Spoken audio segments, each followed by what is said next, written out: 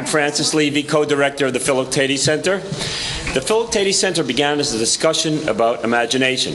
Imagination being the palette of psychoanalysis, we were interested in what creative people who had particular access to the imaginative life could tell us about analysis, and conversely, what analysis could tell us about the process of creativity. And welcome to Imaginary Companions. I am now pleased to introduce Marjorie Taylor. Marjorie Taylor is professor and head of psychology at the University of Oregon. She is the author of Imaginary Companions and the Children Who Create Them. Professor Taylor will moderate this afternoon's panel and introduce the other panelists. Go ahead, Marjorie. Thanks very much. I want to thank you for inviting us, and also thank Ed Nersessian for inviting us, and the people, Alan Fertig and Adam, who've also worked on this roundtable. Imaginary Companions is our topic, and this is a topic that's endlessly fascinating to me. It refers to the characters that children invent and they talk about or interact with on a regular basis. And I think that this activity raises a lot of questions. Some of them are about just the children themselves who have these companions. If you've ever interviewed a child or talked to them about their imaginary friend, you can't help but be impressed by the active creativity that you see. There's so much detail and idiosyncratic characteristics and about the imaginary friends and their extended family and where they live and all the rest of it that you wonder, what does this say about this child, and is this a precursor of creative activity to come? On the other hand, I think that imagination, many topics in imagination, there's the bright side and then there's the dark side, and this is certainly the case with imaginary companions. There's a long history of parents and teachers and therapists wondering if it's a red flag. Why does a child need to create a friend? Do they not have real friends? Is there confusion about the fantasy-reality distinction? Is it a precursor of mental illness to come, or some kind of dissociative disorder, emotional disturbance? So, and then there's the cognitive questions, the fact that actually many children create imaginary companions, and they do so from a very early age, from 2 or 3 years of age, just when they're learning about the real world, the people in it, and the things that they do, and now they're thinking about things that people that don't exist and things that couldn't happen. It's strange that happens so early in development. It seems it must be something fundamental about the human mind that allows it to happen so early. And I think that there are questions about imaginary companions that are raised by imaginary companions about consciousness, because when we look at the experience that children have, they often describe their imaginary companions as if they have a mind of their own, that they're independent of the self. How is that possible, and what does it say about conscious and unconscious processes? So I think there are lots of questions, and I know the panelists will come up with many more, because we have a group of people coming from from different perspectives to talk about imaginary companions. And I just want to say just a brief word about each person that's here. First, I want to introduce Dorothy Singer, who has done really pioneering work on imaginary companions with Jerome Singer, who's also in the audience. I'm glad that you're here today, too. Their work showed that actually having an imaginary companion is a good sign. It's healthy. It shows it's related to positive affect and to getting along well with others. And this is something that people didn't understand before their work. It really was quite groundbreaking. And the Singers have also done a lot of work looking at the effect of television on children's imagination, and most recently more electronic media, publishing in 2005 their book Imagination and Play in the Electronic Age. Then Edith Ackermann, who's right here, who is a developmental psychologist from the University of Aix-Marseille in France and is now a visitor at MIT. And what she is interested in is imaginary companions is just one of a range of different alter ego constructs, and that are used by children to negotiate the boundary between self and other, and that's the kind of things she'll be talking about. Then Marcel Kinsbourne, who I believe is well known to this group, has participated in other roundtables, behavioral neurologist and professor of psychology at the New School, and an internationally renowned expert on consciousness. He's studied so many different problems on consciousness and made so many contributions, working with many different populations, people with autism, with Tourette syndrome, attention deficit disorder, epilepsy, and many kinds of different kinds of brain neurological damage. So that's the perspective he'll be bringing. And then Paul Bloom, who's a professor of psychology at Yale, whose expertise, he's well known for his work on language acquisition, but most recently his book, Descartes' Baby, is talking about our natural tendency to think in terms of dualism. So thinking of people as having a material brain and an immaterial mind. And his book is a very wide-ranging discussion of the implications of this natural tendency, and he even talks about imaginary companions in that book at one point. And then Ruth Fischer, a clinical professor of psychiatry at the University of Pennsylvania School of Medicine, who for many years has had a practice as a child psychoanalyst and will bring her experience with her practice to this discussion. So I want to thank everybody for being here. And maybe I thought we could just start by going around the room with some opening thoughts. So, Dorothy? Well, I'm pleased that you mentioned our early work on imaginary companions, and actually I should mention a young assistant that we have, John Caldera, who was really a good part of that research. We were curious about children who were watching a lot of television, and that's how we got interested in that. And who were these children who were really deeply immersed in electronic media? And were they really losing some of their capacity for imagination? And so that led to the study.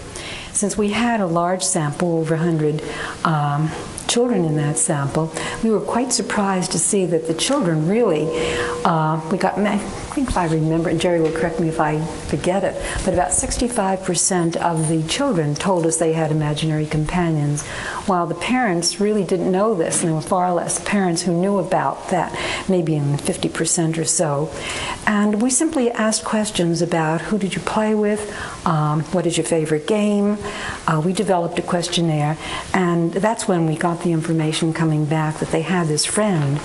The other thing that interested us in the study was the clear gender difference. The girls would have boys, male figures, as imaginary companions. Very few of the boys had a female imaginary companion. So that was one of the striking differences. I'll stop now and let others know. I'll probably pitch in later. Yeah, maybe because it's the beginning, I just want to put like questions on the table. Yeah. So a first question that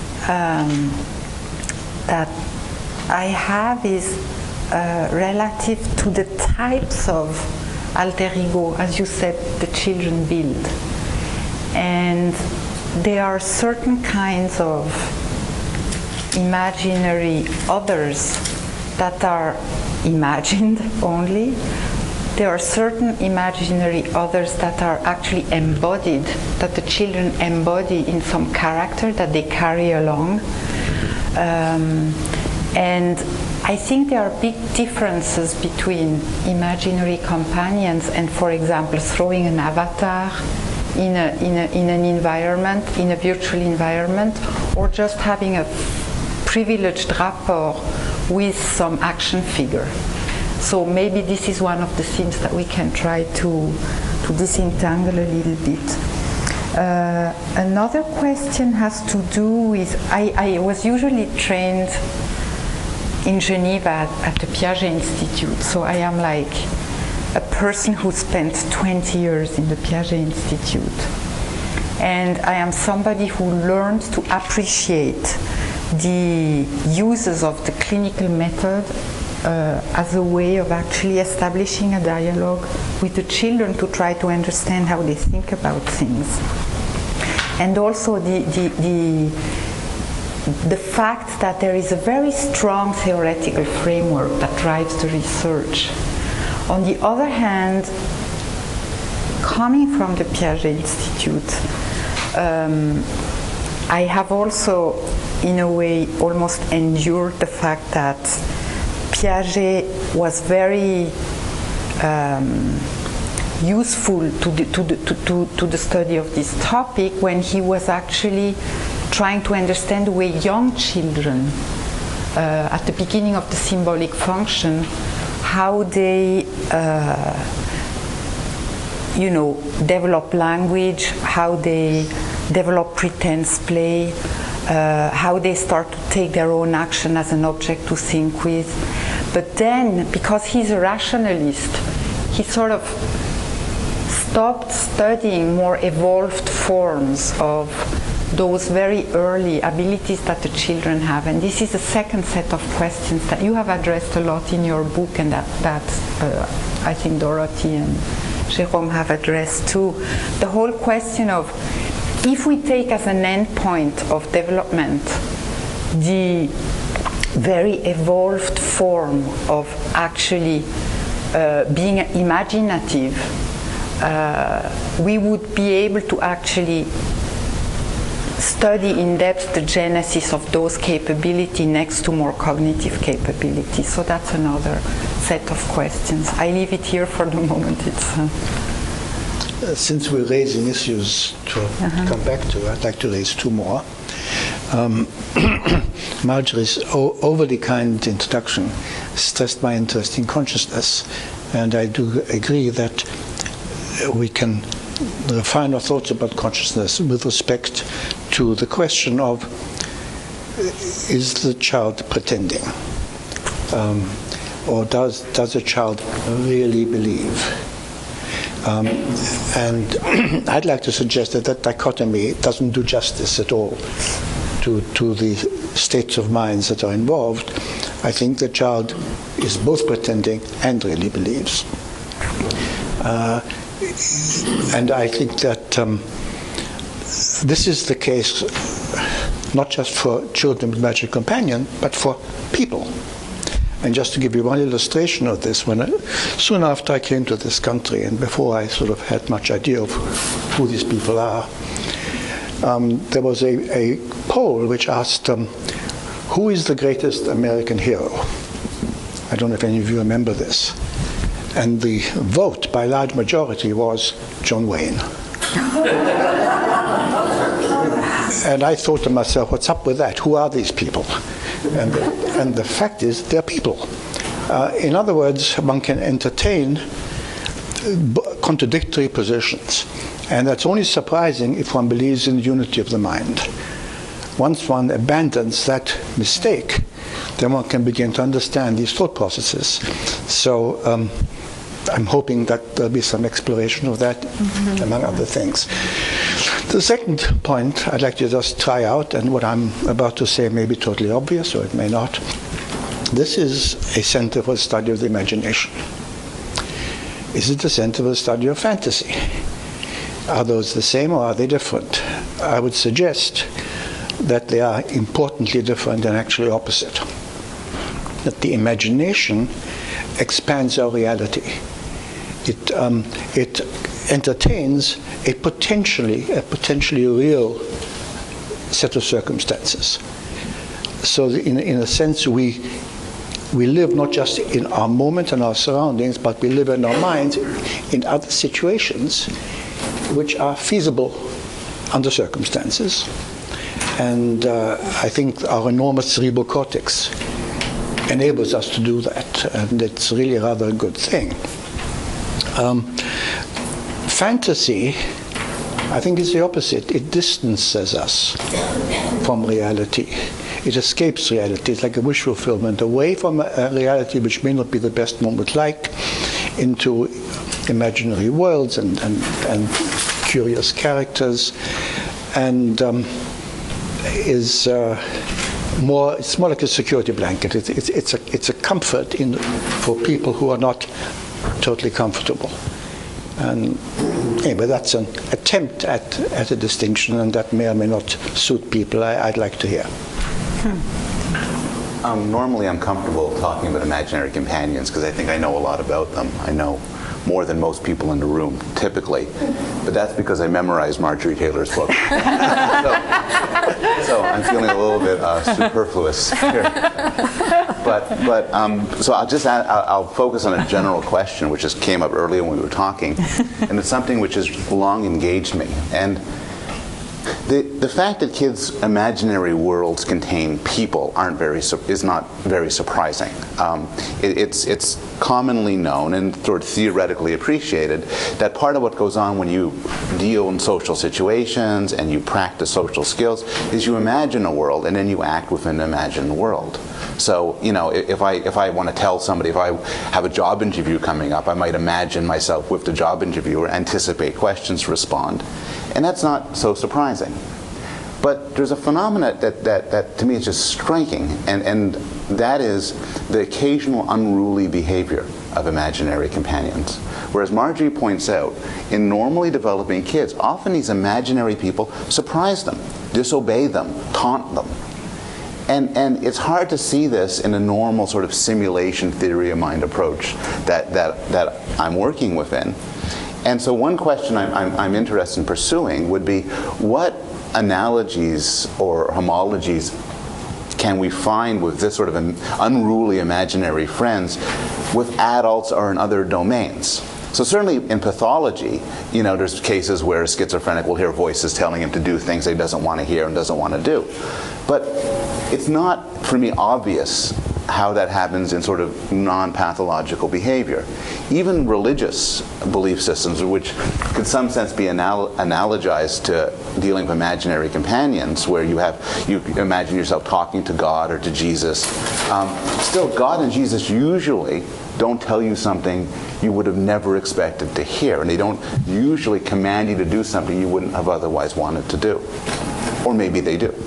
But so I'm interested in exploring where we find the unruly behavior of imaginary companions in other domains. I'd just like to pick up on this. Sure. I guess I'm the psychoanalytic clinician here today. And one of the things that's struck me is how unusual in my experience it is to hear about the imaginary companion. I hear about it socially from friends telling me about their children or grandchildren. But clinically, I hear it very, very little. But one of the things I hear about, I'm not sure what you mean by surprises or unruly behavior, but I do hear about the imaginary companion who does all sorts of bad things, which seems very much to be a projection of the child's impulses that they don't feel comfortable expressing themselves, so they have the imaginary companion doing it. And I recently read a story by Shirley Jackson. I think it's called Charles. It's this little boy who goes to preschool or kindergarten, and he comes home and he tells his mother that everything was fine, but there's this kid Charles who does all these terrible things and he gets punished. And after a period of time, the parents go to the parent-teachers meeting, and the mother says something to the teacher about, how's this kid Charles? And she says, what kid Charles? There is no Charles in the class, which was clearly her son's way of dealing with his unruly behavior. Now, whether or not that was an imaginary companion, it was certainly a convenient excuse. And I think that's more what I hear in therapy, is someone else, some other child who's used to express what the child himself is not comfortable expressing. So it's as if, this isn't me, this is Charles who's doing whatever it happens to be doing. You certainly hear that clinically with older children, with adolescents who come in and tell you about I have this friend who does all kinds of things. Takes drugs, has sex, all these terrible things. And of course, they're not talking about their friend, they're talking about either about themselves or their impulses to do it. So this isn't exactly imaginary companion, but it is a derivative of that. And of course, that's what child therapy is so much about, where you play with puppets or whatever, and the puppet is the issues that the child's dealing with. Can I pick up to this, Ruth? In my practice, which I stopped about 3 years ago, I had a little boy who was an only child of a mother who worked in a local supermarket. And he was referred because he was having very negative behavior in school. He was referred by a pediatrician. And after about 4 weeks of working with him, he began talking about Ghost. And I asked him who Ghost was, and he said Ghost is his friend. And Ghost really told me how unhappy he was. And Ghost would talk to me, his friend, and when the mother then was going to move to a different part of Connecticut, and this was very upsetting for him because now this little boy had made friends and adjusted to the school, and now Ghost talked much more to me than the little boy. And finally he was beginning to resolve this. He said, you know, I guess I could take my friend with me. And I said, yes, you can. He said, he doesn't have to go in the moving truck because, you know, he's really not real. And that's the point I wanted to make, that he understood that this was not a real person. But Ghost really was very important to him in handling all of the unresolved feelings and anxieties that this little boy carried around with him, especially since the father was they were divorced. The father really did not offer this boy very much love or support, and Ghost did. And then finally, when it was time to move, he said to me, I think I could leave Ghost here. Is that all right? I said, of course you can leave Ghost here. And I think what happened in the course of therapy, he was really finished with this need for Ghost, didn't need to take with him anymore. But Ghost did a lot of mischief, Paul, too, that this little boy did not do. I mean, because he was so afraid of antagonizing his mother, he already had no father, that he would report to me the things that Ghost did. And these are the things he wanted to do, to really express his anger. But it was very striking that he knew this was not a real person, that it was someone who was an alter ego, or maybe they call it splitting, you know, in psychoanalysis. But it was a very important key character, and he was all ready to abandon it, just the way sometimes a child will throw away his Bow Wow or his stuffed rabbit when he's outgrown it. He was ready to say, I don't need Ghost anymore. And just to follow this up, the mother kept in touch with me and told me that he was doing very well in the new school. And I asked her, I said, did he ever refer to Ghost? She said, no. Ghost was gone, which made me feel good that he was able to integrate all the aspects of his personality and was able to do it through this little imaginary character. There's a content process thing that I think we need to be careful about here. I think what you're talking about is content, and what you're talking about is content, and frequently that's true. Children are using pretend play in lots of different ways to process, well, to think about content, to think about who's fair, who's mean, who's misbehaving. And being bad is very interesting to a young child. And so, of course, having an imaginary friend who's bad or has these characteristics is something that might come up. On the other hand, I think sometimes what happens when you interview children is that it's not that they're thinking and working through and controlling bad behavior in the imaginary friend. They're actually surprised by the behavior and they want to stop it. That's what they experience. I take this seriously, that sometimes this happens, and that's different, I think, than sort of trying to work through ideas you have about badness or fairness or misbehavior. I mean, one extreme version of this would go back to Marcel's point about the unity of the mind and rejecting that notion, which is, on one extreme, one could imagine that when you create an imaginary companion, you do create an autonomous mental agent that is actually, in some sense, does its work separate from you. Now I think that that's too extreme, because it doesn't capture the extent to which it is under control and does your bidding. But it's hard to know how to think about it. Yeah. I think just to pick that up in the context of your question about surprise, in dreams, happens all the time. I have these adventure story dreams, like detectives, you know, who done it. And then I had no idea who did it, and suddenly I found out who did it. And who told me? Me, you know.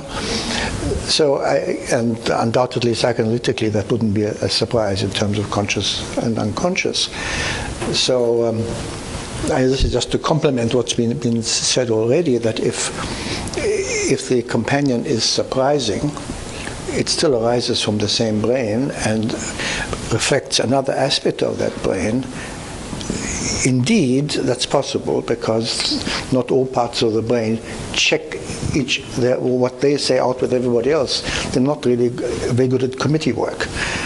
But rather, various subsets take over from different times and express perspectives which may not be at all alike. When we meet people, we try to organize them into traits to get stable notions of who they are and what they're like, how they're likely to behave, and we exaggerate that. I mean, for our own purposes, to simplify the problems that face us. And in fact, the diversity is very striking, even to the point of one surprising oneself. I was fascinated by you making a distinction between imagination and fantasy. And I always think of imagination as someone asking, what if? The possibilities that exist for me or for others. And it's been verified in some of the research we've done where we found that children who are highly imaginative use more of the subjunctive in their language. We analyzed the language. We found that those children who were really our most imaginative children use future tense and the subjunctive, and we tried to understand that, and we thought, yes, of course they use future tense, because when children play, there's a certain amount of planning that takes place. First we do this, then we do that, and then we'll sit down and have our tea party. There's kind of an ordering. And the subjunctive is, well, what if it's possible? It could be. You know, this constant thinking, there's the realm of possibility. And I like that notion of thinking, to me at least, the notion of what if tells me that that's the imagination, all of the possibilities open. But I think of it more as a continuum rather than as a distinction between imagination and fantasy. I think it can go on till the imagination can become so fantastic that you can fill it with all sorts of things that are not related to the real world. The images that you can have can be conjured up and may have no realistic basis. And I think that's more of an extreme. So I don't see it as a dichotomy, and you intrigued me by saying you saw a difference. Anytime I either utter or hear a dichotomy, I know it's really a continuum. Okay. Which we categorize for our simplification purposes. Okay. Absolutely, I would agree. And I think that when we're discussing what the children of interest do, there are elements of both, and it's a matter of degree and context and time. So, absolutely agree with that. One aspect that I would like to bring in relation to the question of the fantasy versus imagination, it's this notion that it's actually Paul Keegan who expressed it well, that both in cognitive or affective development, what people do is constantly trying to solve this unresolvable tension between getting embedded in situation and emerging from embeddedness. So in a way, what I find so difficult, and this is where I am so intrigued by these projections and introjections, is that to a certain extent, the fact of projecting something outwards by, for example, creating an imaginary companion or even embodying aspects of oneself in avatars or characters or puppets, or in a way it allows to take a distance. It allows one to separate. But then there is always this other part, because once you have actually created this avatar and you put it in the world, what it also does is that it allows you to look at this world through its eyes. And this is something very strange, because that's where, again, you separate, but in a way it allows you to enter in a more intimate conversation with it, once you separated it. And maybe there is something similar with your distinction between imagination and fantasy. To me, imagination has to do with this ability to establish a dialogue between what is and what could be. And in order to do that, you have to make these displacements of your mind. You have to to put yourself in this situation that is the could-be situation. But in order to do that, you have to dwell into these virtual or possible worlds so that you can actually be in touch with it and continue to establish this dialogue. So what I am suggesting is that there is always this shifting back between almost getting lost in a situation, being embedded, or sort of letting something in, being more accommodative in Piaget's vocabulary, and then sort of pulling back and, in a way, extracting yourself, and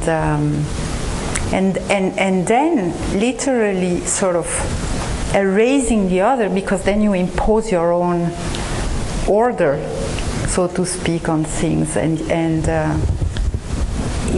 I think the children, when they are involved in play, like we are when we are watching a movie, we know that. When I see Bambi, I cry. I mean, I know it's not for real, but I do cry for real because it actually evokes, it brings up feelings that are very real, and maybe it's a good idea to take our own rapport to, let's say, theater or cinema,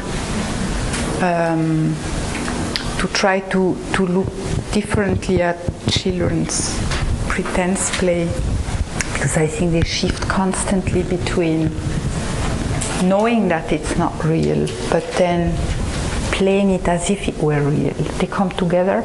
It's a beautiful statement in the spirit of Geneva. Yes. I would like to, no, I wasn't joking, I'm complimenting. I would like to pick up on the getting lost. Yes. I think that is key part of it. A person may indeed know it's pretend, but get lost in the intensity of the activity, and at that point he or she doesn't know it's pretend. Yes. And the fact that the rest of the brain has latent knowledge of that is perhaps secondary. You see examples of people in the street insulting and assaulting characters from sitcoms, like JR. How could you have been so mean to so-and-so? Yeah. And these are not insane people who are doing this, but they are so lost in the intensity of the imagined situation. So that I like the idea of a discussion of the phenomenology, the subjective phenomenology of imaginary companions in terms of this interplay and tension. But if you ask in cold blood, is this pretend? The kid will, in fact, usually, apparently does say yes, but that doesn't mean everything. Those of you who are old enough remember what Attorney General Mitchell said: watch what we do, not what we say. And what they say is not a guarantee of their point of view at all times, or the perspective they take. But they don't, when we are emotionally involved in fantasy, we don't act in ways that we would if it was real. I mean, so if you are, I think we always know, or frequently, there may be some exceptions, but the basic, the default is that we're actually pretty good at keeping track of things, because take the case of the movie. We are absolutely involved in the fantasy, but and emotionally involved, but we're not calling 911 when people are being murdered. We're not running from the theater. We're not doing the things we would do if it was real. We're sitting there and getting all anxious, and our heart is beating and all that, but our behavior in some way shows that we know it's fantasy. I just have to tell this little anecdote of Brazilian novella, where when the hero does something nasty to their fiancée, the public goes and actually relates directly to the actor by giving their opinion about what they did in the play. And this is very interesting. It's one of these slipperages where this distanciation between, This is not just particularly to that group, because if you ever pick up Soap Magazine, which keeps you informed about the soaps, people write in about the characters as if they're very real, and how could the writer change that behavior when I expected so-and-so to do this. I wanted to ask you all about the children who have imaginary companions, but what's fascinating to me is that the child can have several of them and can keep their personalities very different, give them very different names, and is really very much in control of this process, which is why I think children who have imaginary companions are highly imaginative and very much in control and very integrated, because we've known children who've had 3, 4, or 5 imaginary companions and have given them distinct personalities and yet is really in control. And the other thing I wanted to ask you all about, if you've experienced this, where if you try to play with the child's imaginary companion, the child cuts you out of it or will create a new one once you intrude. Some children, this is very private, and unless you're dealing with in therapy, as I did with this little boy, do not want you to play with that imaginary companion. They'll introduce you to him, as we know, or you want their mother to set a place at the table, or they'll have a special chair. But if you start to play the game with the imaginary companion, we know of a child who immediately conjured up a new one, got rid of the other one, because it's a very private, personal thing. So there are really 2 things I'm raising. The child who has a number of them and keeps their personalities very distinct, and the child who doesn't want you to intrude on this imaginary world. And I think this is very fascinating, and we see this phenomenon. Unfortunately, it hasn't been studied enough, and I wish some of the people who are doing more of the research on this would pick up on this, because there are some children who only keep one, and some children who keep several of them, 3 or 4. And yet in therapy, I find that a child may create 3 or 4 characters who, and that will go on for months, for weeks, for years. The same characters come back session after session and evolve. But these are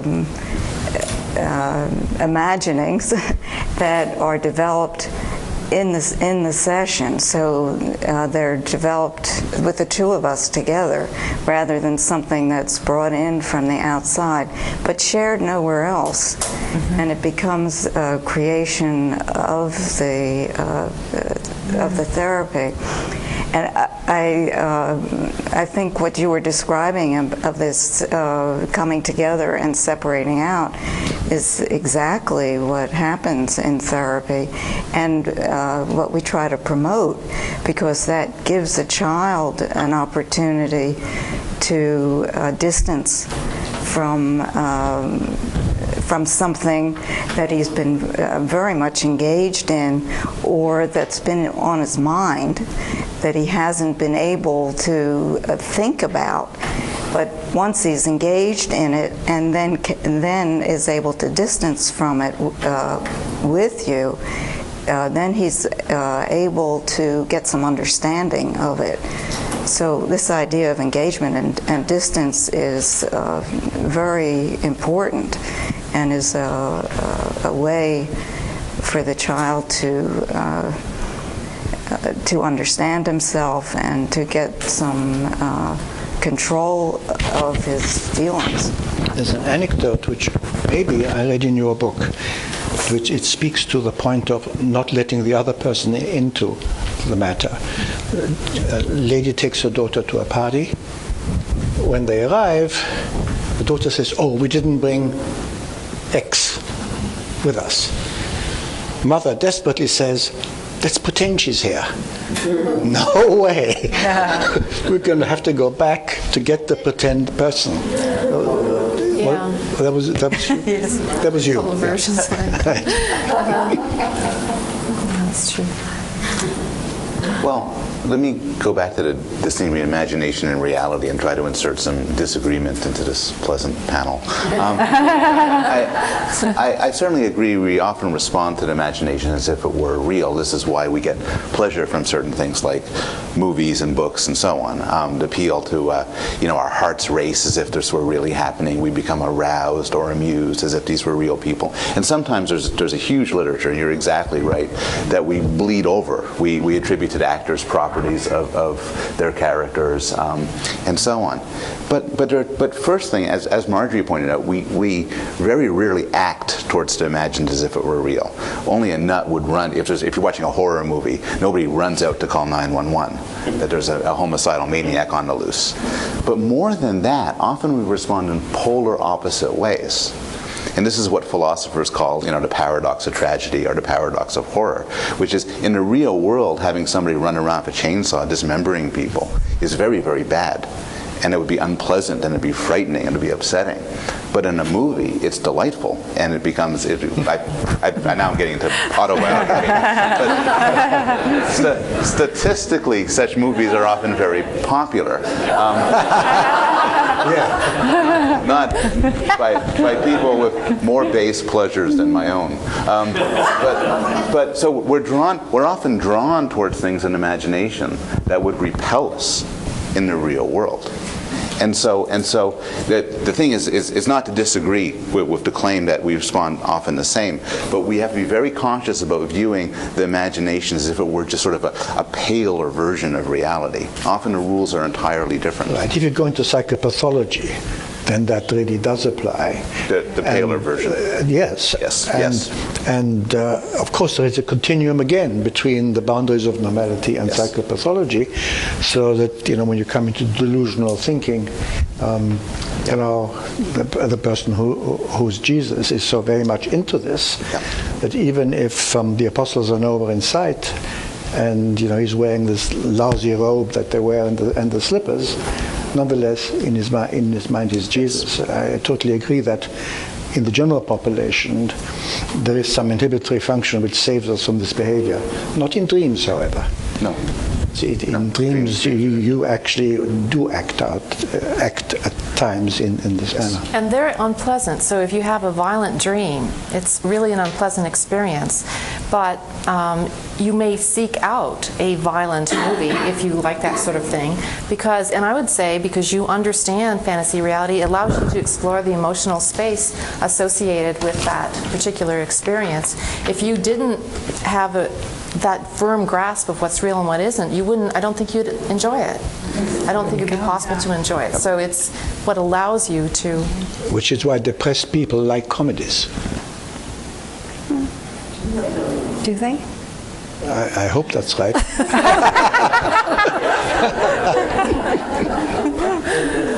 I think it's very interesting to look at some of the characteristics of people who have had imaginary companions and then grow up. And the only research I know people who've been doing that are the work by the Ruth Bernsteins, Michelle and Robert.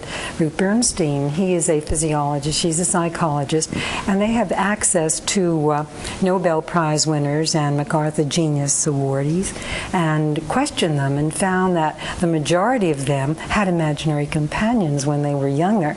And her work is they're a married couple, their work is very interesting because the group they compared them to would be people of same intelligence, controlled for the gender, but the difference was these people did have the imaginary companions. I think there's only one other person I know who's looked at adults and questioned them, and that's Charles Schaefer, who asked a number of creative young high school people. Embedded in the questions, one was dealing with imaginary companions, and again, the majority of these children who were highly creative had imaginary companions. So I think I really feel like I'm focusing, as you said early on, in the positive aspects of this, because early on it was Lorette Bender, who worked in Bellevue Hospital here in New York, and a number of her patients who were young adolescents had imaginary companions, and she associated this with pathology. She thought the imaginary companion for these disturbed young people was an outlet, was really maybe another aspect of themselves, and for a long time the literature felt that if you had a child with an imaginary companion, this was a negative. And we find mothers still are hesitant to tell you about it. There's still this kind of feeling in the air that maybe this is not such a good thing. Yet in anyone, and certainly you do report in your book as well, the children who have imaginary companions tend to be more creative, they're normal. And I wish that the society at large did not have this very pathological negative view of it. I view it as a fantastic creation of the mind, the ability to conjure up this person, to make another person, to endow them with all kinds of characteristics. And if you do 3 or 4, it's quite exciting. I think it's the same way I feel about paracosms, children who have imaginary worlds. And we do know that very famous people such as Tolstoy, Goethe, all of these people who are great writers who became creative, maybe they were somewhat disturbed as adults, but the creativity they had as an adult emerged from some of the imaginary companionship characters that they created, or the puppet theaters they played with, the parent who gave them this ability to play and sanction play allowed them to really spread their imagination. And I remember Tolstoy, for example, it's a very interesting story about him. His grandmother was very wealthy and hired a storyteller who was blind, who would come in every night and sit on the windowsill and tell stories. And the grandmother only allowed one child at a time in the bed with her to listen to the stories. And this remained with Tolstoy all of his life, the fact that you can tell stories, that you could make this up, and gave him tremendous satisfaction. So that I think what happens when you're very young, if you have this capacity for imagination, or someone who helps you or fosters it, it stays with you, enriches you, and certainly we know that from the Ruth Bernstein's work, that these very well-known people who received all these credits and awards had this little imaginary companion when they were little, so it did some good.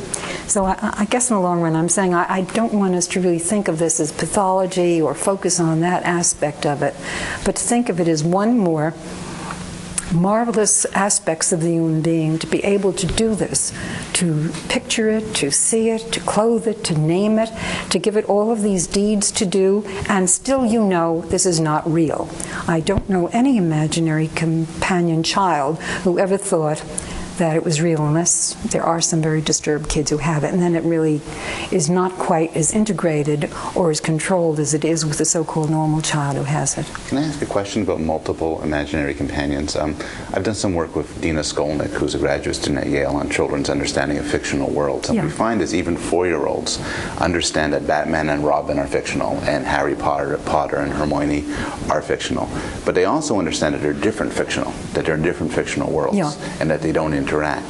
And I'm wondering, when children in cases that you describe where they have multiple imaginary companions, do they inevitably treat them as that they would know one another, or do they treat them as sort of separate and that they wouldn't connect with one another? I think that the person who creates them is this powerful figure. Either it'll be the mother or the father of these figures. And sometimes they know each other. Sometimes they don't, and that's why I say this is an area where we really still need to do more hard research. Of course, we know Dina, and she was our assistant as well, and we talked about this with her at Yale, and I don't think we've seen enough of the research to really find out whether this, maybe we're not asking the right question. Does your imaginary friend Jimmy know your imaginary friend Johnny? Right. One question we asked was, does Batman believe Robin is real or make-believe? Yeah, I remember that question. And someone said, Batman thinks, and this is Dina's idea, no one had thought to ask children, and the kids said, well, Batman thinks Robin's real. Why else would he? Does Batman think SpongeBob? Batman thinks SpongeBob is make-believe. That's right. Now, so the math is, you've had a child with multiple imaginary friends. Do the imaginary friends believe their counterparts are imaginary? See, the problem with that one, though, with SpongeBob was animation. We've talked to Dean about that she really had to have another control group in that, but I don't want to get into her dissertation. But I think that really it would be interesting, and this is a question that I think needs to be pursued, and maybe you've done this, Marjorie, I don't know, I don't remember it in your book anymore, but to really ask the children who have the 3 or 4, do they know each other, do they play with each other? My feeling is that they are very separate, at least from the children that we've met. They are really very separate, and they all serve different aspects of the personality. Now, there may be some children out there, I don't know, because we haven't polled them, who do have them interact. I don't know. But that's a question that's really up for grabs, and if we were going to do more of this research, I think needs to be. The children in therapy who create characters that they keep with them through the therapy session, they interact. Yeah. But see, I think the therapy's different because I know that in working with this kid who had ghost, I was interacting, he shared it. If I were not the therapist, he would not have shared ghost. Right. So we're doing something different. We're really getting them to cope and to talk and to find out what this person is in terms of their own skills and their ability to integrate. So that's different. I'm really talking about the children who are out there and who we haven't really questioned on this, unless Marjorie. Well, we've interviewed children a lot about groups of imaginary friends, and actually it's quite common to have more than one. And often they're closely related. They might even have the same name, like Nutsy and Nutsy, one of my favorite examples, the two brightly colored birds that lived in a tree outside the child's bedroom. And one of the things she would talk about with Nutsy and Nutsy is that they were always fighting with each other and chattering and that sort of thing. There's Timpy and Tompy, and there's Digger and Doogie. In fact, one thing is if you have an imaginary friend who won't show up when you want the imaginary friend to come, you often will invent another one to keep you company while you're waiting for number one to show up. So there's that sort of thing that happens. And also, if you have an imaginary friend and you're enjoying it, why not have another and another? And sometimes children have circle time with their imaginary friends. It kind of goes on and on like this. And then your imaginary friend might, if you get a dog, well, your imaginary friend might get a dog. And one parent told us that every time something happened to the little boy, it was bigger and better in the life of the imaginary friend. So the little boy gets a pet fish, and the imaginary friend gets a tank of sharks, that kind of thing. And so what I've experienced is that they tend to be integrated. If they're talking about different friends that aren't, it's because they're serial. So they'll trade in one and then invent another, and then they don't even want to tell you anything about number one. So in fact, one child said, he's defective. He was defective, and now I have Gadget. So we were trying to find out if we could get the same story from children using different interviewers, and over a period of 7 months. And what we found is that in many cases the imaginary friend might be gone and sometimes replaced. And if they were gone and replaced, the child really didn't want to talk about it anymore. That was gone. That was finished. Yeah. So they can have lots of them in their lives that don't interact, but those tend to be the serial ones. The ones that they have at the same time, I've often found that they're very, they're brother and sister, or they're, that sort of thing. So. Do they, are they part or different parts of the child's personality? I've seen in therapy where kids are very involved with twins, and it's like there's a split. There's a good twin and a bad twin. Yeah. So I'm wondering if this is what you're seeing with these kids, that one of their imaginary companions has a certain constellation of personality characteristics, and another would have a different constellation. It varies so much that you can't make general statements. That the phenomenon is so diverse. Occasionally we come across someone who has an imaginary friend that's a twin, just one twin, and they'll say, she's just like me, only she is good. To think of a little child who had a ghost sister named Olivia. She's good. She cleans the floor. She does all the housework. She's very good. And the child didn't say, and I'm bad, but... I was wondering if there were two imaginary... And sometimes when there's two, it varies. Sometimes they would be the good one and the bad one. Often they're both bad, like Darn-It, a little girl named Darn-It. And the brother who was also, I'm forgetting his name, but his name was something like Darn-It, only it was also something bad. I'm wondering, people have been sitting here for an hour or so, and I know that there probably are questions that people would like to bring up. I just wanted to ask all of you, before the question actually begins, as an extension of your discussion currently, you both, Marcel and you both talked about, Marcel particularly talked about the genesis of imagination and fancy and imagination. And the question that I was going to ask related to the fact that the imaginary companion comes at the age, you say, between 2 and 3 years old. It can. I mean, I think the peak age would be around 4, but you can get them as young as 2 Well, and a half. what I want to do is it's a question relating to separation of the child from the mother. And there's the notion of a mental representation of a parent is what enables you to separate from the parent to some extent. So the early experience of creation of something apart from the self is that memory of the parent. What is the relationship of separating to the creation of this companion? One other question that I just want to throw back into the panel, and I think Marcel was the one who mentioned, kind of talking monistically rather than dualistically, that the mind in adults, the presence of the imaginary companion, for instance, in the recovery movement, you have the higher power. That is and not necessarily God. It is something apart from the self. So I just want to reintroduce it, not to forestall discussion. I think you're first. Talking about the separation from the parent. I think that's really important, especially from a psychoanalytic perspective. And when I think of the youngest ones, I probably just don't know the answer from the approach that I've taken. I'm wondering, Dorothy, well, I think you'd have to be able to envision, to really be at the stage of symbolic thinking, to envision the imaginary companion. Before that, you may be holding a little stuffed animal or a cuddly blanket. But I think to envision the imaginary companion, you'd really have to have that ability to see things in your mind's eye. And that usually comes after, 3, 4, peak period of symbolic thought. But certainly, and with 2-year-olds, they're not that verbal. It's very hard to really know if it's a true imaginary companion. But certainly by the time you're 3 or 4, you're capable of symbolic thought, and that's when I think we see more of the peak of it. 4, 5, 6. Although some children hold on to them, as you know, 6, 7, 8, 9, and 11 go beyond that. But most of it takes place during that symbolic thought period. Yeah, I think it's a very important point you're making.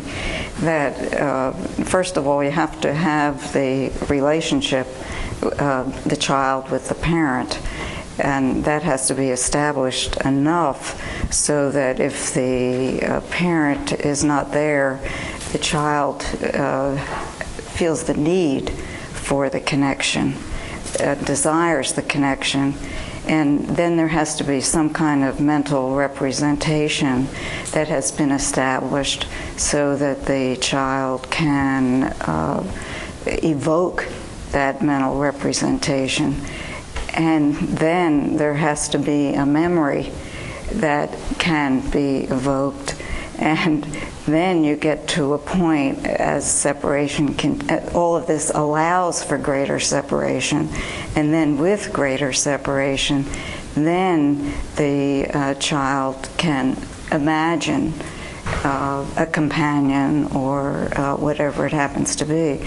So the separation issue is connection and separation are very important in terms of developing an imaginary companion, as well as cognitive development, which has to be able to have reached a certain point, and the child has to move from some sort of psychic equivalence to a pretend mode. So there are a lot of different aspects of development that have to occur before this the child can resort to this. What age are we? Does this happen? The separation typically? For all of this to occur, I would imagine 2 to 3, somewhere in there, depending on the child. I mean, you need object permanence and you need object constancy, which usually occurs by 3, the beginning of all of that. But just as a tangential comment, sort of partly responding to you, I've been impressed in my own children how naturally they find it to have several different names.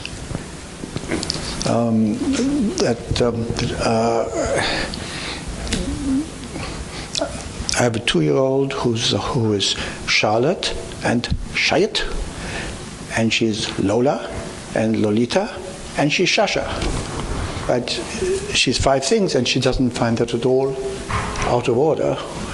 And as far as the babies are concerned, I have multiple names.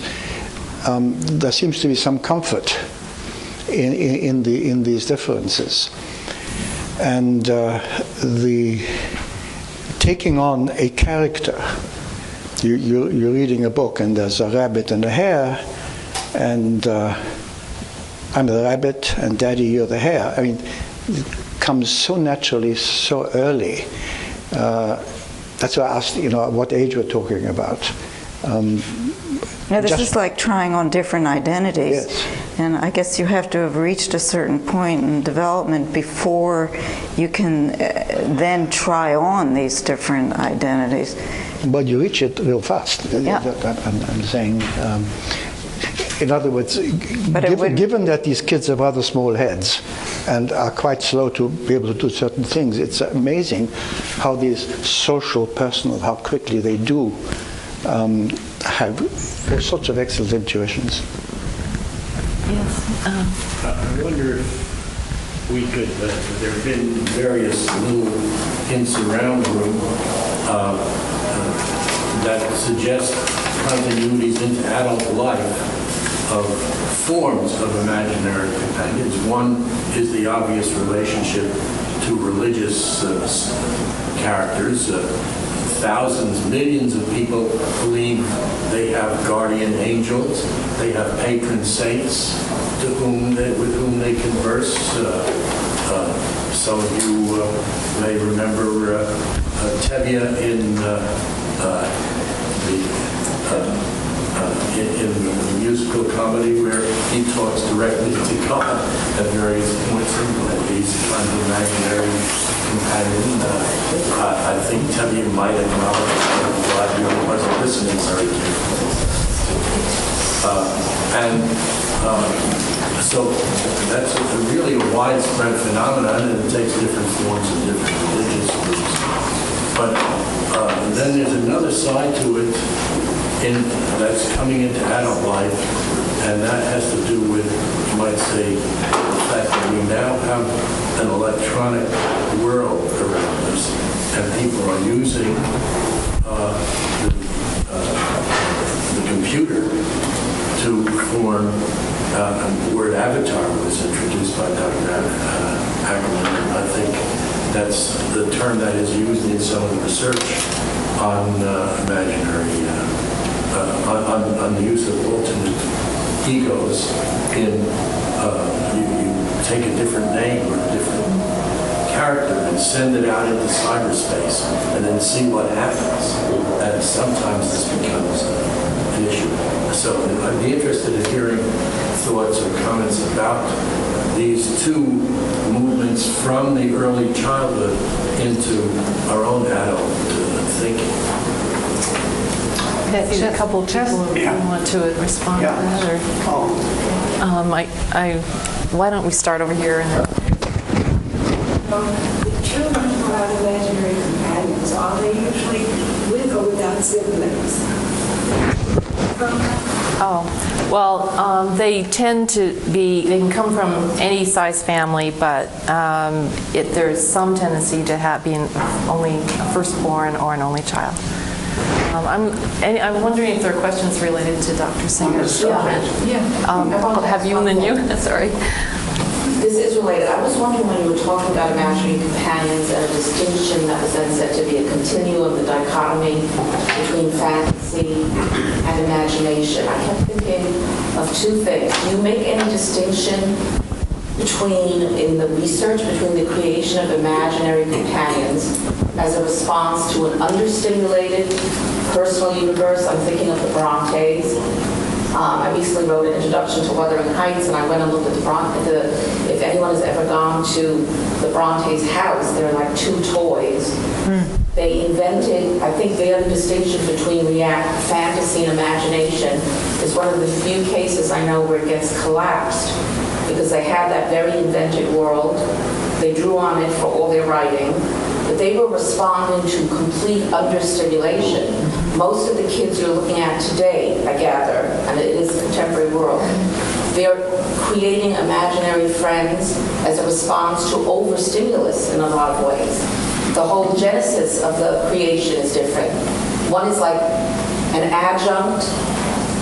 I'm just curious, does that all enter? I mean, it is a response in some ways to stimulus or not stimulus. I kept thinking of the Brontes as an example of another kind of world. Yeah, they created paracosm, the artificial world, and they played with it continuously, but they had each other, including their brother. They were all very involved in this make-believe world, and it went on for a very long period I know, it went on into time. Bronte's Exactly. But it also led to the writing, the creative writing of the individual ones, so it wasn't their entire experience. I think it added to it. I think what you're saying, did they do this because they didn't have electronic media, and that's I wasn't asking. I was suggesting yes, I think that you're one right. of these distinctions I think you might look at. I think this may be is right. Like the British, classically not pathologized imaginary friends so much. Yeah. The only excellent book I know on it is a British book for children called Aldo. I think there's been anyway here there's more an alarm. Is this a symptom of insufficient integration or whatever? So I was really not asking. I was making a suggestion that the notion of stimulus and understimulus could be taken into account. I don't think that this is what's happening with children who develop the imaginary companion, because most of them are fairly intelligent and they do have some stimulation that's going on, and I'm not sure that that's one of the variables. I meant in response to overstimulation. No, I don't even think it's too overstimulation. Because when we were doing the study, we pulled out the children who were heavy TV viewers and lighter TV viewers, and in this respect, you're probably right, because our lighter TV viewers, those who were spending less time with TV, were the children who had imaginary companions. So that's yes. exactly. So yes. Imagination is classically flourished. It brings up the whole issue of isolation. I'm wondering. Yeah, I like what the gentleman said, that you start with the children with the imagination, and the difference between fantasy and imagination. And imagination is a whole different thing. Imagination has to do with reality and expanding the sense of reality. And I think that why it's adults in general, especially, don't continue what these children do, where it's so important that they do. And I was thinking of politically, I mean, that, for example, that some leaders have that imagination that they could see ahead and develop something that really turned into a reality which was absolutely unbelievable. I won't go into specifics. And then you see, like, for example, currently, our president, and then his imagination, how it became fantasy what happened in Iraq. In other words, a sense of, there was not imagination there, it was just fantasy, and look what happened. I like the politics, but I won't pursue them. Yeah. But let me just throw in, when Martin Luther King said, "I have a dream." Yeah. It wasn't a dream, that was imagination. That's right. He had a dream of a potential feasible reality. That's right. I was thinking of somebody else who said that too. Lenin. I mean, he had a dream about a newspaper that had to be developed to bring about what he wanted. He said it was a dream at first. He says, and they laughed at him. Oh, how can you have a dream? And it became a reality. What he was doing. In other words, he started with a dream, and And it was definitely a reality. and it became a reality. So I see Adam, then the person over here, and the person over here, and you. So go ahead, Adam. I just wanted to ask about, two things, because I don't think we've ever really answered the question of adults, if they continue to maintain some kind of a relationship, not just with in a religious sense, but how it manifests in adults. And then the other one is the antagonistic imaginary friends. I feel like you brought that up, but we never really got into, the difference between an imaginary friend who's doing something that is counter to what the child is projecting. Well, I'm just for the question of adult versions of entertaining imaginary companion, I was thinking at some point that there is an interesting connection between the idea of imaginary companion and fictional audiences as adults. This idea that whatever you do, it's Paul Valéry who said that you always address your work and your thinking. And you always borrow from the people that inspire you. So it's the idea that even if a creator or a designer is alone, that the person is always in a dialogue or a multilogue with people to whom they address whatever they think about or the work they do because they are important to them, and people who inspire them, and in a way they borrow and recompose and remassage their ideas. So one can think of this idea of these fictional audiences. Bakhtin talks a lot about this. Yeah, let me use that. Getting away from a unity of thought, because we don't have a unity of thought. We have multiple voices, and that's what you're talking about.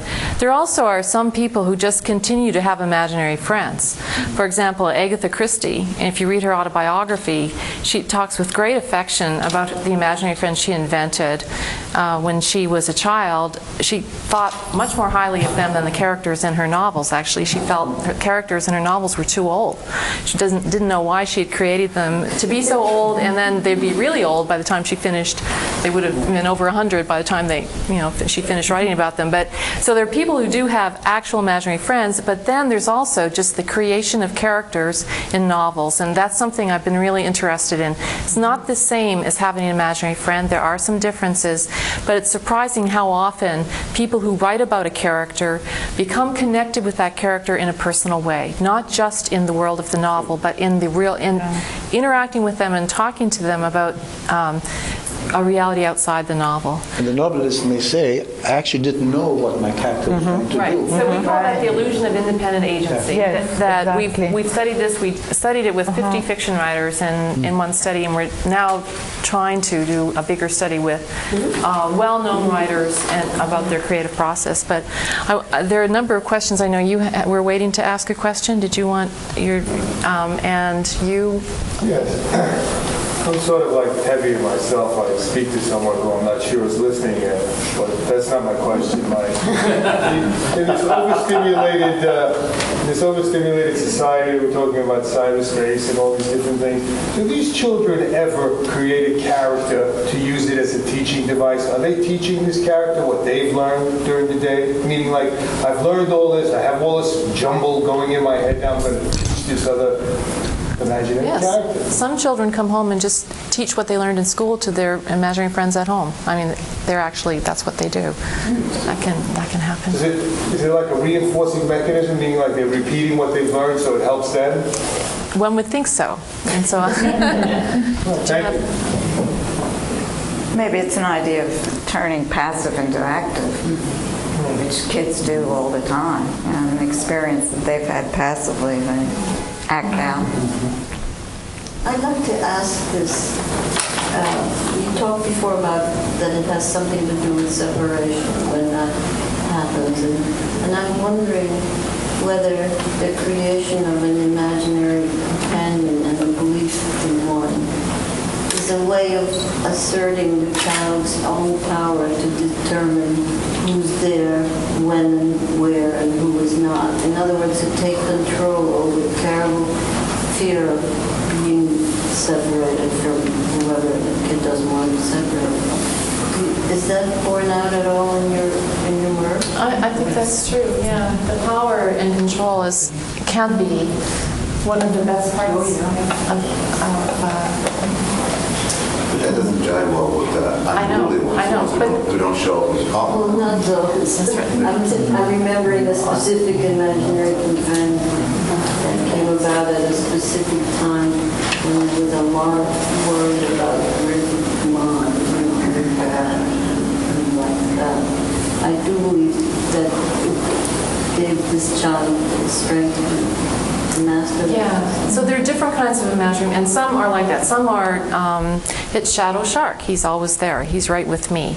And he does anything I say. In fact, the compliance is what's really exciting, and the control. And then there are the ones, there are about 28% of them have a lot of unruliness. And that's a whole other subset. And those kids look different on inhibitory control and some other kinds of measures. So I think that you can't say one blanket statement that is going to. What do the perverse imaginary friends do? I'm just, because I asked about that before. He talks about it. He talks about a child he worked with. There were two, Maddie and Daddy. Do you remember those? And Maddie and he just split. He also had two friends who were very good. So he had these 4 imaginary companions, and the 2 bad ones can do all of these naughty things, and the 2 good ones did all the good things. So the child himself was projecting these things on the 2 unruly imaginary playments. It's a matter of control, too, yes, it is though, control. because there's control of the bad behavior. I mean, allowing it to happen, allowing it to be expressed, and yet it's contained. So that's true. It's the control. Sometimes the bad behavior, you're controlling it, but sometimes they're just bad. You have to vacuum them up because they're being so bad. They mess things up. They spill things. They boss you around. They say bad words. They, you name it. And you're controlling it. Yeah, but sometimes. But the children also express frustration. She always bosses me. She will never leave me alone. She just always telling me those things, stuff like that. Now, it sounds a little odd, and sometimes if it goes too far, if you look at Joyce Silberg's work, what distinguishes children with dissociative disorders from children who are not in trouble in that way. They imagine that some children have imaginary companions that they absolutely can't control them. They have a confusion about whether they're real or not. They're always being told to do things that they don't want to do. And there's also some memory issues around it. So it's more extreme. But there are all these ones that where it doesn't come across as just controlling bad behavior. Although I think that happens too. There sometimes it really is this sense of not being able to get the imaginary companion to do what you want the imaginary companion to do. And you see the same thing with fiction writers who cannot get their characters to do what they want them to do. The characters have a mind of their own. Sue Grafton, who we interviewed for the study, said that sometimes Kinsey Miltholm would tell her want her to do something, and she just had to type it in, and then she'd come back later when Kinsey wasn't around and change it because she didn't want it. I know it sounds crazy, but that's what I have to do. Also, in respect to this, I worked a lot on the way in which children relate to animated toys that are sort of the opposite of how we think of transitional objects, because they have an autonomy. Mm-hmm. They have a sort of will of their own. Sometimes they're even scary because you cannot control them. But there is a sense in which those kinds of objects are transitional objects for different sets of issues than your typical malleable blanket that does exactly, conform to what you want. It's the dream of everybody. What if my friend were really, really doing always what I wanted? If our spaces would constantly, in a way, respond to what we need at that moment. In a way, it would be hell. And we would get utterly bored after a while, because what we like also is to have something in front of us or somebody in front of us that has an integrity, that has a will of their own, that has a logic of their own. And the type of control is different. It's partial control. It's finding a pleasure in poking something, in this case of these animated toys, and then see where they bring whatever you bring to them and be surprised by it. So I think there is a sense in which the children, at least in other forms of play, they enjoy to interact and control, as you were saying, playthings or props, in a way, to sort of explore these issues that have a degree of autonomy. And this somehow relates also to your adults who create these characters, and when they're really connected to these characters, they take on a life of their own. And what the children, or the adults for that matter, allow I have this image that they let this other with different degrees of autonomy inhabit a part of their mind. And this, it can be dangerous. It can be it's like when you fall in love with somebody. I mean, you let in a little bit too much, maybe, these characters or these playthings, and you play with these boundaries of how autonomous they are or how malleable they are. Charlie Ravioli is a good case in point. You know Charlie? Adam Gopnik's child. Yes. Yeah. He had Charlie Ravioli that was actually lived in New York City and was always too busy to play, which is really bad. And Adam Gopnik really worried if your child has an imaginary friend that's too busy to play. And you have to make an appointment. And after a while, Charlie Ravioli had a secretary or somebody making the appointments for the imaginary friend. And Gopnik thought, well, only in New York, but actually we've seen that other places. So I'm not sure. Yeah, just listening to this occurred to me in relationship to the question about how this may appear in adults. And I was thinking about how it may appear clinically, that maybe this is related to transference, that those of us who are not novelists or poets, or that part of the idea of the analysis is that there's less stimulation, less reality testing, so that this fosters the projection and the imagination. So I just wondered if this has been related to concept of transference in adults, which they may have also to teachers or bosses or whoever else. And the other thought I had about this distinction, which I thought was interesting about imagination and fantasy, was that the examples that seem to come up about imagination seem to be where their child may be using it to try to solve a problem they're having emotionally in reality, whether it's in school or with friends or whatever, and they're working out different versions through the imaginary friend. Maybe the distinction with fantasy would be more like they've just withdrawn from the reality and are just making up a wishful one, and they're not in the process of trying to solve the conflicts in some way that allows them to return to the reality. So that might be a kind of distinction that's not on a continuum. But they're denying it rather than coping. It's more like denying, yeah.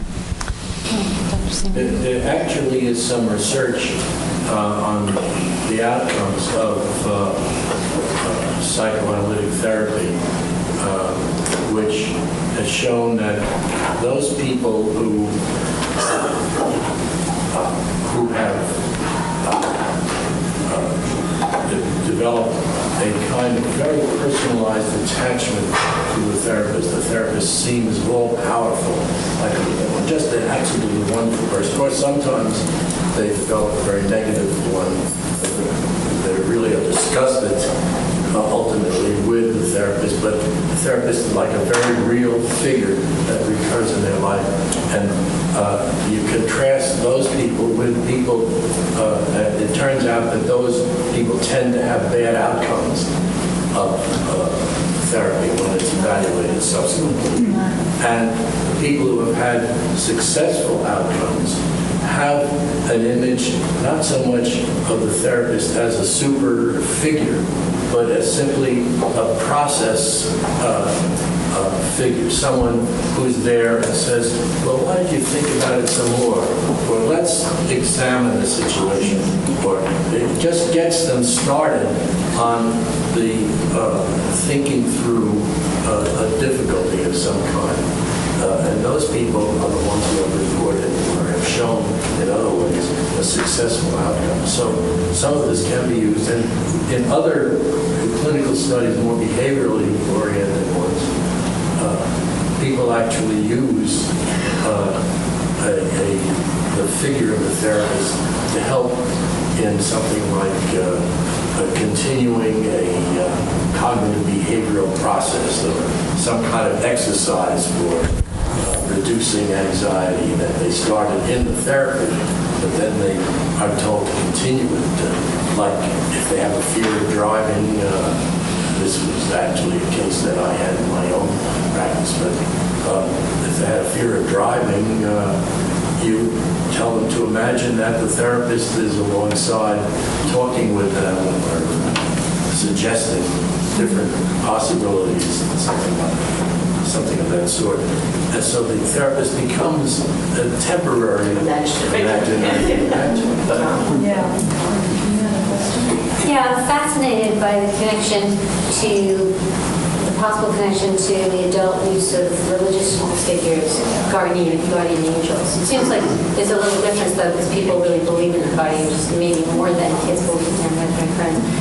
How would you think about when someone dies and a person feels that they're still around and they talk to them, or is there any, can you see any connection there with taking someone who's not here physically anymore, but you still kind of believe in their presence in some way? Is that just does that serve some purpose, or is there some brain mechanism in people that allow us to do that sometimes?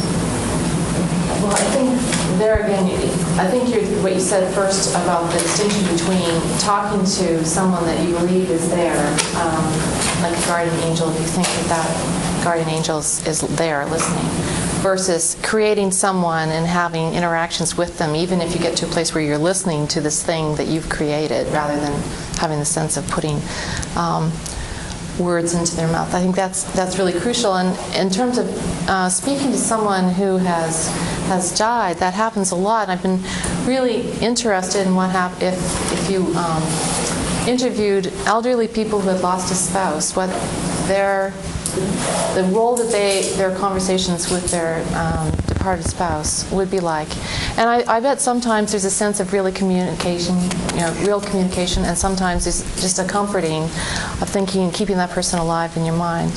That raises a question about kids, which is most people around the world believe that dead people continue to exist as spirits, or in heaven, or in a spirit world. And they communicate to them in some different ways, but typically there's not the phenomenological reporting of literally talking to them, literally hearing their voices. And I'm wondering with kids and their imaginary friends, is it that do they pretend actually? I guess I'm trying to ask about the phenomenology of it. They don't literally hear them. They will say they do sometimes. Because if they did, it wouldn't be pretense. So they pretend that they're speaking, or do they just... It varies. Sometimes they make a voice for them. But other times, if you say, do you hear her the way you hear me? Some of them will say yes. And I think it's like if you think about listening to your mother's voice, or somebody like that, your wife's voice, you can hear her voice, right? You can have a sense of actually hearing it. And I think that's more vivid for some children than for others. We've been looking at the development of auditory and visual imagery and how it relates to this phenomenon, and it's complicated. Anyway. Can I just hijack this for a second, based on something which you said, which struck me as very wise, about your perfect friend and how somebody who mirrors you is actually a very boring and uninteresting person. In kids' individual development with their imaginary companions, do they start off obedient and mirroring, and then as kids realize this isn't working for them, do they sort of make them deviate? Is unruliness part of sort of evolution of a companion? It can go any way you want. So it can be the monster in the closet who you're afraid of and you're really scared, but then when the monster comes out of the closet, turns out he's okay and he's pretty nice. So it can go the other way altogether. Or, throat in your throat that is kind of a nasty person, but mom opens your mouth and has a little talk with throat, and throat starts to behave again. Or just lots of, it varies. You had a question? Yeah, I mean, it seems to me that this is a very multi-determined creation. And that two things. One of the areas I was interested in was loneliness, the relationship from loneliness to the creation of imaginary companions. And the other was along the idea of separation, whether you found that part of the meaning of this had to do with an identification with a mother who gives birth, and the child is giving birth to all these people. And that helps the child to separate, because the child is taking on some of the functions of the mother. Well, the loneliness one is the easier one. So children who have imaginary companions tend to be more sociable, have more real friends, and be more extroverted than children who do not, which is exactly the opposite of the stereotype. They do have to, Dorothy and Phil have shown that they do have to have some free time. So children who are always with others may not create an imaginary friend as often as someone who at least has some free time and remembers, Rachel at daycare, who was so much fun, so why not invent fake Rachel to play with at home, to name a real example. So it's not the shy, lonely child who is having these friends. It's the outgoing, sociable one. But they may feel the need for companionship, and that's why they just invent something. Well, being outgoing means you have a need for companionship. That's right, and nobody's around right now, so. Are they more hypnotizable than non-imaginary companions? Good question, and hypnotizable. I don't know. That's a good question. If anyone's tried that. Yeah, it would be a good question. An interesting question. I saw some more hands over here. I'm sorry if I'm not getting. Actually, you had your hand up a long time ago. I'm sorry. Taking a lead from Dr. Kinsbourne, I wonder whether or not we could apply his comment about when he sees or when he hears dichotomy, he thinks continuum to our discussion.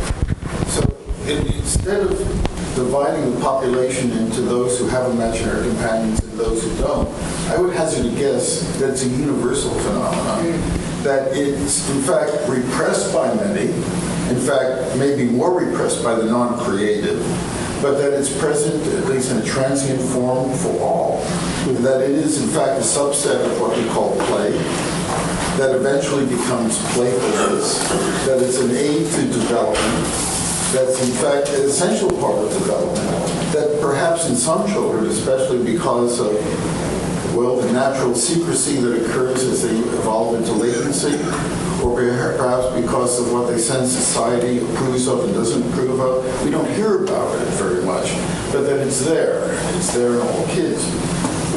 I would agree with Dr. Fischer that it's very rare to hear about it in a clinical setting. The one patient who told me about it, imaginary companion, told me about it in a very unusual way. A boy who was the first of 4 sons and the only adopted child in a very loving family, who saw me for a few years between the ages of 7 and 9, mentioned nothing about an imaginary companion until he voluntarily returned at age 15. And at that time told me for the first time about not just one imaginary companion, but 5 or 6 of them, all of whom were part of the imaginary family that he had had, and that had in fact sustained him throughout a good part of his childhood. Yeah, that's an interesting thing that you hear a decent amount about, and that is the imaginary family in the adopted child. Yeah, it's an interesting point. Yes. Schizophrenics hear voices too.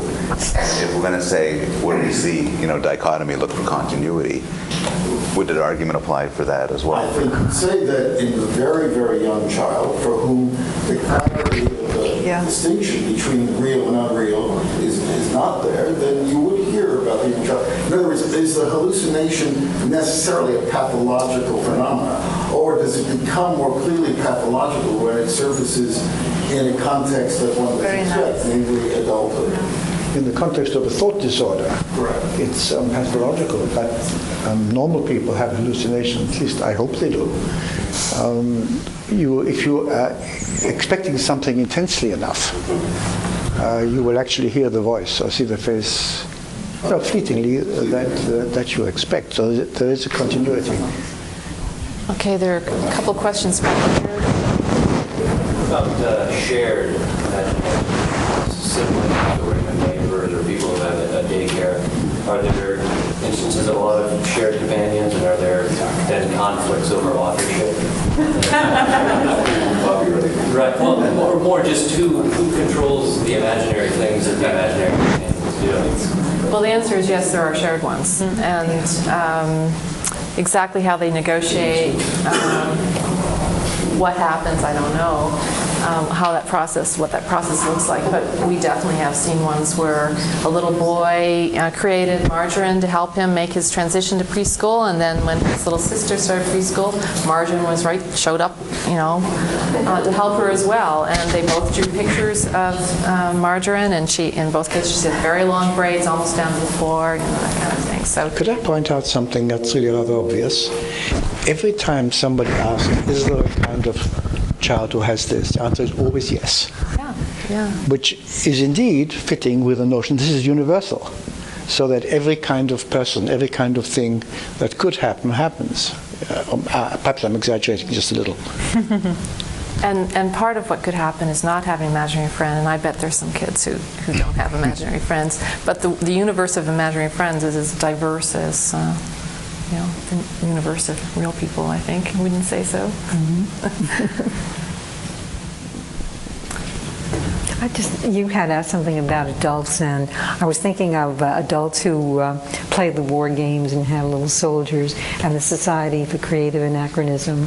There are grown-ups who continue, not with imaginary companion, but they do take on roles, especially in the medieval clubs. They become princes and knights, and there are regular jousting meetings and events. They're really very exciting. We had visited one, and flags go up, and they roast a pig, they drink ale. And everyone takes on the name of a character, and it's a way of perpetuating your playfulness into adulthood. That's legitimate and fun. I think this is true with amateur theater, Red Loaf Theater, and things that we do is a way of keeping that playfulness going on forever. So where Piaget may have said it ends and we play our board games and we become very realistic, I don't think that happens. I think that we all keep this all throughout life. Even sensory motor play continues, which is supposed to end when you're 2 or 3. We go to the beach, we like to touch the sand, we like the water. So I think this whole childhood, these stages continue and they don't stop. Play just goes on. For some of us.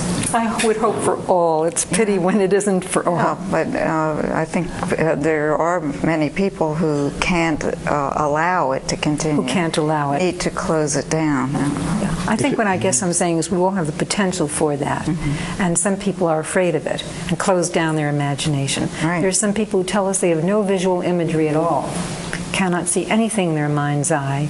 And I know one of the little tests we usually do is ask someone, how many windows are in your house? And then they begin to turn their eyes away from you and picture. And then you find out they do have imagery, but they haven't used it. One of the very few things I didn't find in the index to your book was animism. And I'd just like to make the point that religion that's been mentioned, but it's still a much broader category of animism, which of course characterized also the ancient beliefs about trees and rivers, spirits of this and that. It seems like a developmental stage, both in the individual and in the growth of knowledge in the species. Mm-hmm. So to begin by having what my friend Dan Dennett called the intentional stance, and viewing any activity or event out of one's own control as being controlled by some entity would seem to be a first way of rationalizing what is going on, which then is replaced by better understanding of cause and effect, but may have a resurgence in psychopathology. This is a very Piagetian view. I'm glad to hear it. So that's where I crawled out of it, in a way, because how to go about this? Wherever imagination reigns, personification is there. And in a way, I just give you the name of somebody who has written a paper that I really like, which is called Toward an Anthropomorphic Epistemology. And the name of the person is Sayeki, and he's a researcher in cognitive psychology, and he comes from Japan, which is an important detail. And what he has written about is about the fact that it remains the case when we try to solve very complex problem of a cognitive type that we actually literally project little parts of ourselves in the situation that we are trying to understand, and we sort of understand the situation through that. So he gives example in relative motion. He takes cases that are very cognitive. And what he shows is that if we don't do this act of imagination, of projecting ourselves into this situation, and to almost animate the entities that we are trying to understand the behaviors of, it becomes hard to understand them. So in the children it's very clear. When you ask them questions about, for example, the little wagon that goes up the hill, and how much force you really literally see the kids in a sensory motor way. They go in the situation to try to answer the question. And the point that Sayeki makes is that we do that all the time. So, for example, if you ask somebody a question that looks very rational, like, here is a lake, here is a car, here is a pilot, here is a co-pilot. Once the car is on the other side, will the co-pilot actually face the lake or the mountain? You have those people that that go like this, and then you have the other one that solve it in a very abstract way. Mm-hmm. But in a way, to do that is very clever, because what you do is that you make these funny acts. You think of your own body as the car. This is the invariant, here is your pilot, here is your co-pilot, and then you can go around with this and solve any kind of problem that have to do with the space, instead of taking on a God's eyes view and then do the computations. So these are just examples to show that there are very effective ways in which older people use their intuitions about navigation in space, their sensory motor knowledge, to actually solve problems that are very complex. And my master and mentor, Jean Piaget, would consider these kinds of solutions less noble than the types of solutions that are sort of very separated and where you adopt this God's eyes view and you do the computation. Very intellectual. So here there has been a lot of work done in this field, and Seymour Papert, with whom I worked, developed a whole form of a whole way of engaging children, for example, in using their intuitions about navigation in space as an entry point into mathematics, geometry in particular. So there is different evolution than the one that was suggested by people like Piaget, that at the beginning, So this is embodiment. Yeah, Piaget might not have approved, but Freud would have approved. It's the idea that the ego is primarily a body ego. Yeah. So it's evolved out of sensations within the body. And Freud would have said that what Piaget was doing was actually also embodied, except he didn't know it. And so people like Lakoff and sorry. Dr. Singer mentioned that we're particularly creative, had all of imaginary friends. And I was wondering if those imaginary relationships were more intense than other children's, or did they have a longer duration in childhood? Was there anything special about their relationships? I think the children who we found who had imaginary friends also had other friends. They were really very well-adjusted children. So, but they also had the capacity to create, when they weren't with their friends, ones wanted to continue this and could create other playmates to have. So it wasn't as if they were deprived or weren't social. So. No, but I mean, were the people, the adults who were... Oh, the adults. The adults who were creative in later life, were there... Oh, you mean in the Bernstein? In their childhood, was that more intense than other children who didn't become particularly creative, or did they go on for a longer period of time? Probably went on for a longer period of time and were more creative, were they at least. Distinguished in some way from the other imaginary friends? Yes, I think so. Oh, yes. Or they wouldn't have won all of those fantastic prizes. Assuming that everyone here is very creative, who here has actually had imaginary companions? Could you raise your hands? It's okay, the rest of you have just forgotten it. I see. Just checking. It's interesting, though. Pardon me? Two more questions. You had a question? Yeah. Hi, this is somewhat related to the idea of imaginary friend surprising you. When you were talking about Nutsy and shadow sharks, I was wondering, are these all anthropomorphized, or is there kids sometimes an imaginary friend that has something other than a human consciousness? Oh, other than a human consciousness? Like just some other type of... Imaginary dog. Dogs. There are dogs and Martians and all that kind of thing, but acting like a human.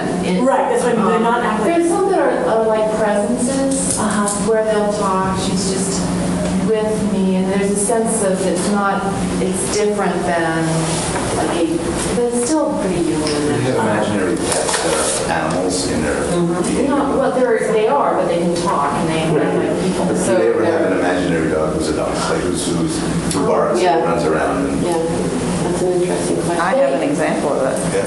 You do? Okay, so maybe that can happen too. Yes, the answer is yes. I knew a boy who had an animal that would show up. It wasn't a friend particularly, but he could describe it, and he had a whole elaborate sense of it. But it didn't talk or interact. Actually, no. I remember a child who said that she had a peeper out, and she didn't like in the early morning to be alone, so she had an imaginary dog running with her. So that I don't remember her saying the dog was talking, but I would say that the typical case is the dog who not only talks but stands up on all fours, is dressed in clothes, and starts acting. Hardly a rabbit. Yeah. Mostly they do have one more question. Wants to ask the last question. What's the imaginary? I'm struck by the observation. It sounds like a number of people who are clinicians rarely see this phenomenon. Dr. Fischer and the gentleman who was sitting here and myself rarely hear this, either in adults or in children. And yet some researchers seem to hear a lot in terms of data. And I don't understand why that happens. What's the hypothesis about why some people see it often and some people hear it very little? My hypothesis, I wonder how many clinicians ask, do you have a pretend friend?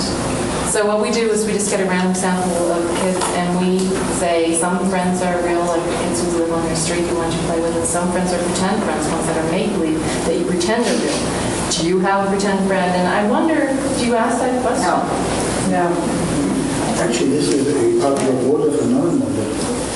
People who have hallucinations, unusual experiences, on the whole, are reticent about talking about that, because I'm talking about people who are not completely psychotic, but just have those, because they know that they might be thought worse of. And I had the experience of finding that certain people with cervical spondylosis, if they turn their head, in one or other direction, might see flashing lights and spirals. But they wouldn't tell anybody. You have to ask directly before they would tell you. I suspect that, as you say, these kids don't volunteer it particularly, and also the mothers are worried about it, not just because they're worried about the child's mental health, but they're worried about what the neighbors will think. Yeah. I think this is what I was trying to say in the very beginning when I first spoke, that the children, when we asked them, told us the mothers, many of the mothers didn't know. So I think if you ask children, you find out this information. And I think this notion that it's not a good, healthy thing still stays with the general public. That it's strange, it's not seeing good. Things. Yes, I think that still exists. It seems to me there's got to be more to it than that, because if you have a child in treatment over an extended period of time, intensive treatment, and you don't hear about it, you shouldn't have to ask. It should appear in some form that would be enough to make you at least think to ask. And I think this is a general experience that it's rarely comes up. Well, I also think it's a healthy thing, and I remember in your Playing for Their Lives book that you were saying that if they had an imaginary friend in therapy, that was a great thing. It showed that they had a coping response. Mm-hmm. Right. Yeah. And it may be that we are finding that the children who have these friends aren't in therapy as much. That's right. Which, or it may be something that was beneficial and resolved, and it's no longer present, and therefore doesn't come up. There was a famous case, just blocks from the name of the therapist, the child therapist, but Tommy, who's the name of the boy? I'm trying to get it, but it was written up in great detail. One of the questions, Tommy had a very successful outcome, even though his story was, his fantasy was very elaborate and very bizarre. But it may have well have been that the fact that he couldn't immediately tell the therapist about this and it was gone into it very late may have actually had something to do with the positive outcome of the case. But I just blocked on the name of it. Is that Murphy's case? Murphy? No. I think imaginary companions are a construct of the researcher to a certain extent, if I think of it. Because we did speak about transitional objects. And I guess those ones you meet all the time. I mean, in therapy. And you probably also meet children when they are playing out some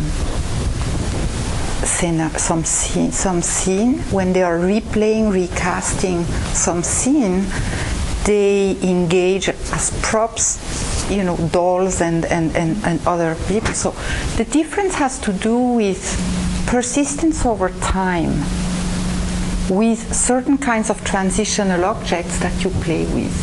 And maybe that's what imaginary companions are about. I think the transitional object comes earlier, doesn't it, Edith? Before you have this capacity for internal representation. Children have they can suck their thumb and rub a blanket, and then they hold a little teddy bear or a little doggy when they're, below the age of 2. I think transitional object more generally, I think of these kids I know that are 8, 9 that still have their favorite penguin and... Oh, well, college kids come with their stuffed animals, but I'm talking about the real transitional object, in terms of developmental psychology, which is that first little bear or doggy or whatever you get, that soft character that you can rub. But then I see that as different than an imaginary companion, which really forces you to really have an image. The transitional object is there, and I think this comes before the stage of symbolic thought. It's something you tell. It has to be that one. Yes. Oh, it definitely has to be that one. But there's something more than just that it's fuzzy and warm. Yeah. Because so are the other bears and so are the other blankets. It's something you get attached to, yes. I think they haven't been done justice quite. Bruce Hood and I did a study. It was one of the weirdest studies, and it's under review. We created a duplicating machine, which is a machine that's a 3D copier. It doesn't really exist. It was a magic trick. You put an apple in there, you press a button, then there's 2 apples. And then we got the kids to bring in their transitional objects, along with other things like their shoes and that toy. And we got them to put it into the duplicating machine. So cool. And copy it. And then we saw which one they preferred to take. And we were doing it because we were interested in individuation and concepts, different agenda. But what we found is kind of what you'd expect, which is they didn't. If you photocopied their shoe, they'd be very happy to take the duplicate. They'd prefer the duplicate; it's kind of cooler. But about a quarter of them refused to let us put the transitional object into the machine, and of those who let us, almost all of them demanded to take back their original. Oh, sure. Sure. So I think that's that's a nice.